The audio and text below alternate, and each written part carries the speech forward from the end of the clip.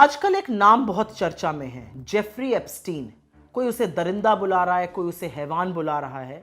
वो ऐसा कुकर्मी है जिसके साथ कोई शरीफ आदमी अपना नाम जुड़ा हुआ, अपना नाम उसके बगल में देखना नहीं कबूल कर सकता है। असल में तो जेफरी एप्स्टीन 21वीं सदी का सबसे बड़ा दरिंदा था।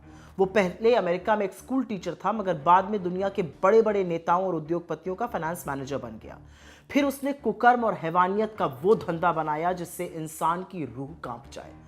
जेफरी एप्स्टीन दुनिया भर के बड़े बड़े लोगों को अपने आलीशान private island Little Saint James में बुलाकर 10 से 17 साल की लड़कियों के साथ जमकर अय्याशियां कराता था।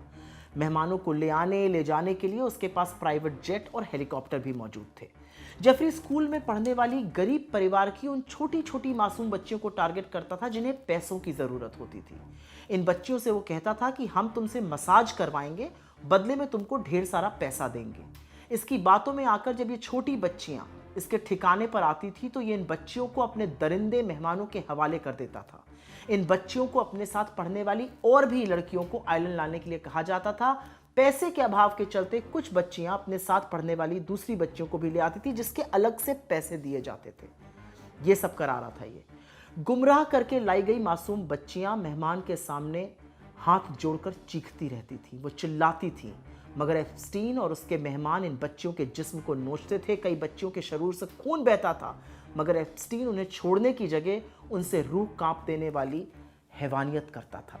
कहा तो यह भी जाता है कि एप्स्टीन के कुछ मेहमान बच्चियों के मांस तक को खा गए थे। यह भी खबर है कि हैवानियत के दौरान अगर किसी बच्ची की मौत हो जाती थी तो उसके लाश को उसी आइलैंड पर सल्फ्यूरिक एसिड डालकर जला दिया जाता था, ताकि ना बच्चियों की बॉडी के कोई सबूत मिले, ना ही दरिंदगी का कोई प्रमाण सामने आए।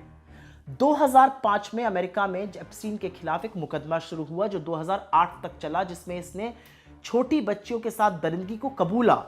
इसे जेल भी हुई, मगर बड़े बड़े लोगों की कृपा से कुछ ही महीनों बाद यह जेल से रिहा हो गया और वापस आकर इसने फिर से हैवानियत और दरिंदगी का व्यापार दोबारा से किया। फिर 2018 में मायामी हेराल्ड ने इसके खिलाफ एक रिपोर्ट छापी, द परवर्जन ऑफ जस्टिस। इस रिपोर्ट में बताया कि 2008 की डील में पीड़ितों को न्याय नहीं मिला था, जिसके बाद यह मामला फिर से खुला। जुलाई 2019 को एप्स्टीन को न्यूयॉर्क में फिर से गिरफ्तार किया गया। उस पर फेडरल सेक्स ट्रैफिकिंग के चार्जेस लगे।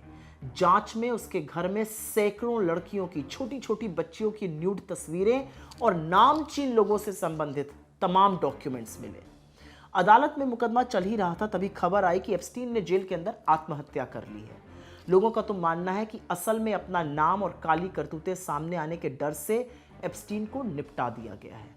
अगर जेफरी एप्स्टीन मरा ना होता तो अब तक न जाने कितने शरीफों की घिनौनी असलियत दुनिया के सामने आ जाती। लेकिन एक सच ये भी है कि अमेरिका के डिपार्टमेंट ऑफ जस्टिस ने अभी तो सिर्फ 30 लाख जो ईमेल सार्वजनिक की हैं, उसी से दुनिया भर में हड़कंप मच गया है। और शर्म की बात यह है कि तमाम नामों में मोदी सरकार के मंत्रियों और खुद प्रधानमंत्री का एप्स्टीन जैसे आदमी से संबंध होना और उससे सलाह लेने के लिए नाम सामने आया है।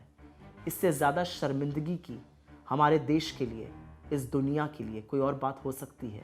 लेकिन क्योंकि बहुत सारे लोग जानना चाहते थे कि एप्स्टीन को हैवान क्यों कहा जा रहा है, मैं आशा करती हूँ आज आप समझ गए होंगे कि इससे बड़ा दरिंदा दुनिया में शायद ही दूसरा कोई रहा हो।